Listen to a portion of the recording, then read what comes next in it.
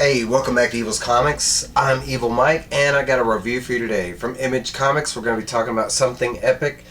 Um, Number one, it is created, art, and written by Szymon Kudranski, and then letters by DC Hopkins. I picked up the Terminator 2 homage cover. There was a bunch of different homage covers. Honestly, the one I wanted was a video game homage. But the homage ties in majorly to the plot if you read the synopsis of this book. But before we get started, please like, comment, subscribe on this guy's channel. Hit the bell. You never know when I'm going to be dropping reviews. It has been a minute. I apologize since I dropped a review, but real world stuff, and here I am. But this book did drop this week. It is current.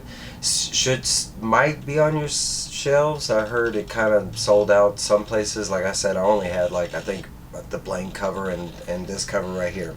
So let's get into it. One thing I will pick out, even though this is a Terminator 2, since it is a kid, he's on a bike.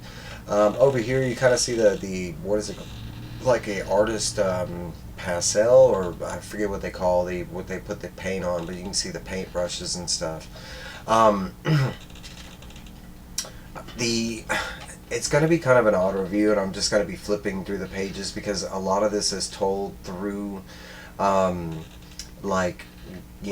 person narrative kind of, it's told through Danny's, in his head and stuff, and that's our main character is Danny Dillon.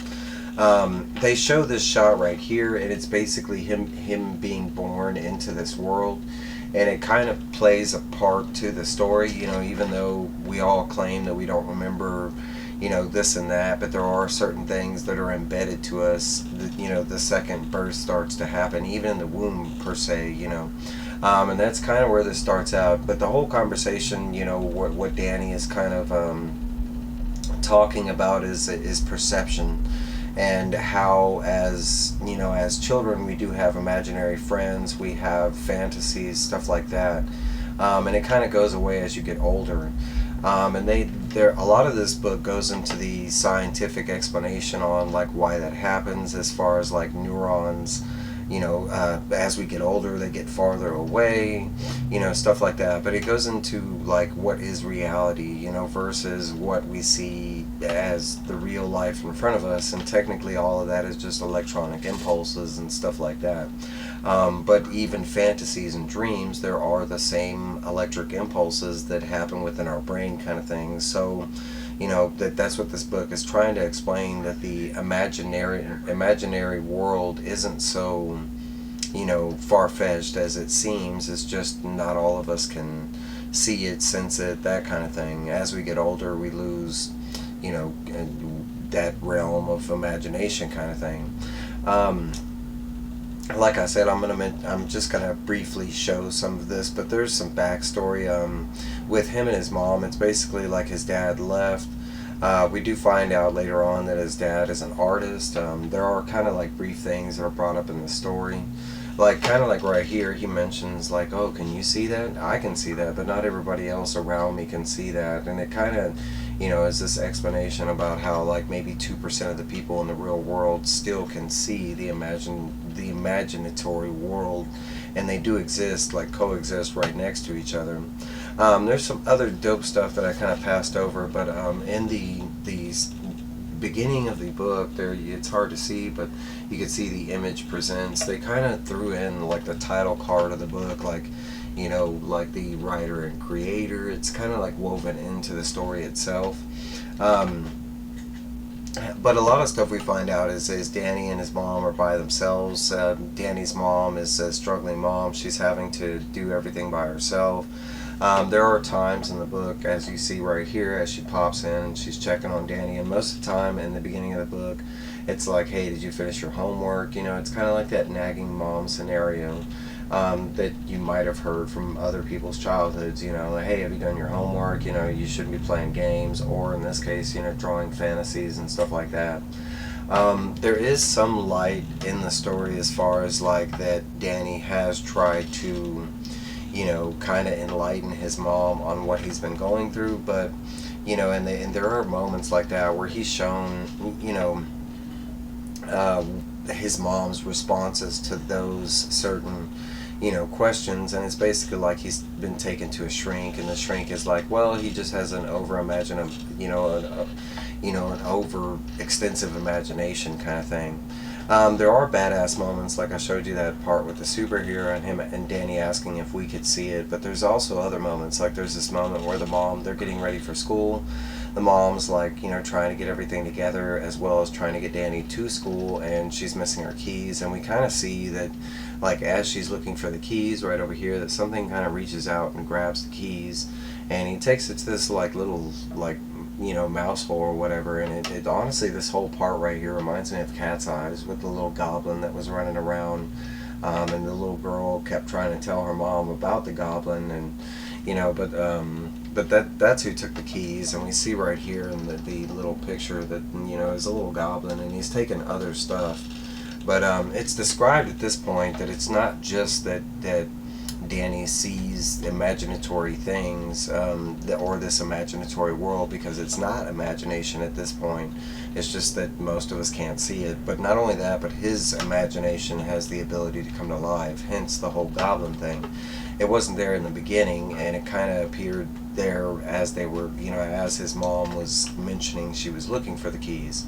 There are, like I mentioned, other examples to the questions that bring, that most people would have, like, well, haven't you ever tried to get your mom, and basically they have the scene where, like, when Danny was young and he ran into some imaginary Tory friends, and he ran back to his mom and he was like, Mom, there's some monsters in the basement, you gotta come check this out. Well, his mom does that, and she does go down there and check stuff out, and she doesn't see that stuff. Danny does.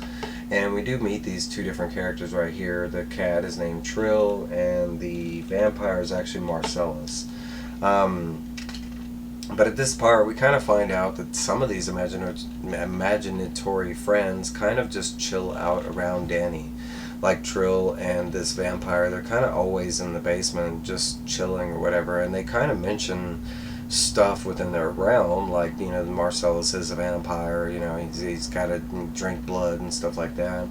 But at this point, it doesn't seem like they can really interact with the real world. Like, Danny can see them and stuff, but as far as, like, maybe them touching Danny, I don't know if that's a possibility, or at least the book hasn't shown us that yet. But here's the moment where, like, the mom, goes down there to investigate, and she's looking right at him, and Marcellus is like, yeah, it's fresh meat, and she doesn't see it, We get to this part in the book, and it's really, it showcases what Danny sees on a regular basis, while he's walking down a regular street, and you do see some regular people woven in, but for the most part, there's this whole imaginatory world that's living right beside ours, which I thought was fantastic. And there are some characters that are real characters from other stuff, and then there's completely brand new characters that were made just for this. But a lot of this goes into, like, just the types of characters that he's seen, and it being his imagination. But at this point, he's kind of seen everything from dragons to aliens to robots and stuff like that. And then he kind of gets more specific on, like, you've got your heroes and villains, and then you got your anti-heroes. And they showcase, he gives you an example of all these different, like, anti-heroes that are there, and they all represent, like, somebody, like, in our world that's real, like, this Punisher-looking figure, a Darkwing Duck-looking figure, a Ninja Gaiden figure, and they all have something, like, it's really close to the real world, like Ninja Gaiden has a story about how, it's really close to, the 8-bit version. Then it kind of goes into that it's not so open-ended, just because it's your imagination, and we have this belief that, it would be a cartoon duck or a comic book character, that it's not always like that, and sometimes it's imaginatory, like, sketch art that comes to life and stuff like that, and they kind of show you the example while he's walking across a bridge, what he sees, and it's not full-fledged art or animation that he sees. It's kind of, an incomplete drawing type of thing, or maybe not an incomplete drawing, just, never intended to have color, or, that kind of thing.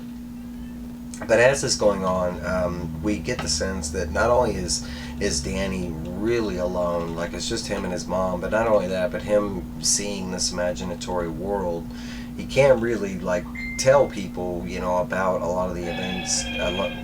Sorry about that. A lot of the events that that he comes across, like, hey, I ran across Darkwing Duck, let me tell you about it. Most people would just think he's crazy. And like I mentioned, there are times when his mom has taken him to shrinks, for him to explain it, and they just, come up with that over exaggeration. There is something else cool that happens, and Danny mentions that as he goes along, he kind of finds these books, and this just happens to be the Bible, and I want to assume that's supposed to be God on the front cover. But he does mention that every now and then he comes across a book that just speaks to him. As you can see, it's got the face and everything, but it's not just that book, and he keeps a whole bunch of other books. Like, as you can see, he's got Mark Shelley's Frankenstein, he's got, like, The Godfather, he's got Bram Stoker's Dracula, The Invisible Man, not Invisible Man, Zorro. But he mentions that even though he's read some of those books, he keeps them around for, like, conversation reasons, because the books talk. So it's kind of like, somebody's talking to him like a friend kind of thing. Now, the books, they even show you, some of the stuff that the books are saying, like, this is the Bible, and I'll read it. It's just like, if I have the gift of prophecy and can fathom all mysteries and all knowledge, and I have faith that can move mountains but do not have love, I am nothing. It's like they're almost just quoting, stuff that's within the books. They're not really, talking, but to him, it's just somebody else talking, so it has that effect kind of thing.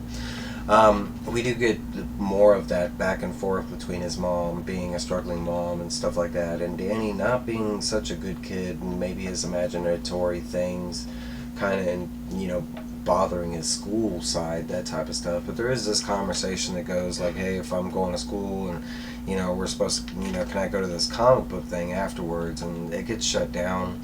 But we find out it's because his mom has this hospital or a doctor's appointment she's supposed to go to. We have the scene right here where Danny's waiting at the doctor's appointment with his mom, like, before school. And we see this guy right here. There's not a lot of explanation behind him, but it's just this cartoon figure that looks like he's missing, like, his arm. It's been bitten off by something, and he's screaming for a medic.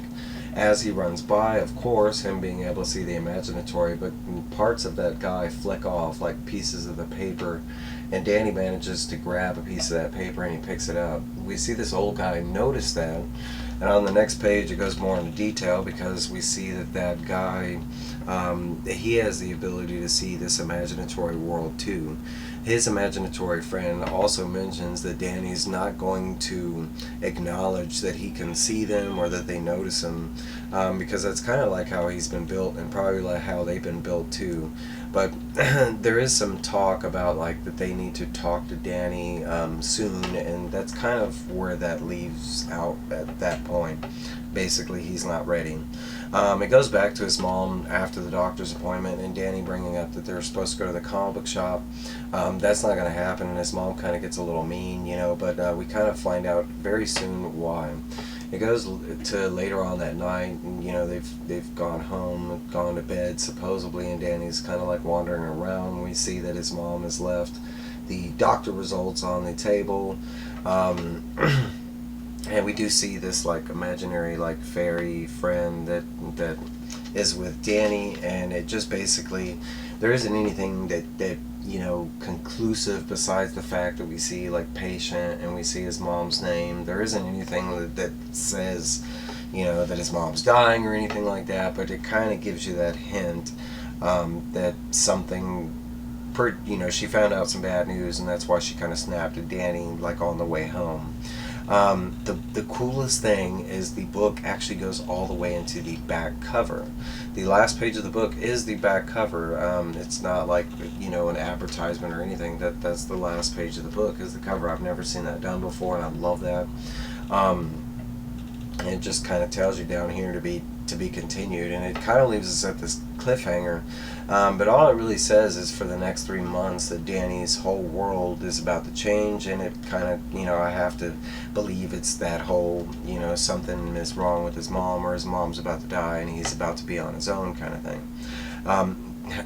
Now we're done with the book, right? These are my final thoughts. Man, this book was fantastic. It was so good. Yes, there's a lot of explanation into like the dream and stuff like that. I don't think it's needed for everybody. Like for me, I was kind of like, yeah, I mean, I've come across this idea quite a bit, so it's not something out of my realm of you know, like new things I've heard or anything. So I think for me it was pretty easy to grasp. But I think for others that explanation might be needed. Like, and the explanation is pretty good about the neurons and electron. You know, it seems like the person that wrote this kind of spent a little time on the research, you know, on how this could be a possibility of other realms, you know, existing, you know, near ours or, you know, whatever.